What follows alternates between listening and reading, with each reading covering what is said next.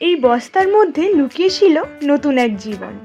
ব্যাপারটা হলো, আজকে বিকেলে কলেজ থেকে ফিরে এসে ছাদে গিয়ে একটু হাঁটাহাঁটি করছিলাম, আর হঠাৎ লক্ষ্য করলাম এই বস্তার মধ্যে কিছু একটা সবুজ দেখা যাচ্ছে। তাই গিয়ে বস্তাটা সরিয়ে দেখলাম, আর কি দেখতে পেলাম জানো? একটা বড় নয়নতারা গাছ। আমাদের অজান্তেই এখানে এত বড় একটা গাছ জন্মে গেছে। এটাকে গাছ বলবো নাকি চারা সেটা আর বুঝতে পারছি না। ওটা ছাড়াও এখানে কিছু ছোট্ট ছোট্ট চারাও হয়ে রয়েছে।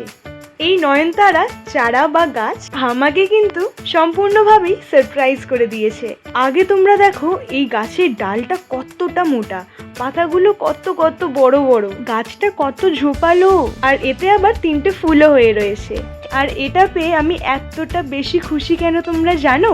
এটা হলো আমার ঠাম্মির গাছ, তাই এটাতে আমি কোনো কিছু করতেই ভয় পাই। আর ঠিক এই টবের পিছনেই একটা বড় সড়ো চারা হয়েছিল, সেটা নষ্ট হয়ে যেতে আমি খুব কষ্ট পাই। আর তাছাড়া এখানেও কিন্তু একটা ছোট্ট চারা হয়ে রয়েছে, যেটার ওপর আমি কিন্তু সম্পূর্ণভাবে নজর রেখে আছি।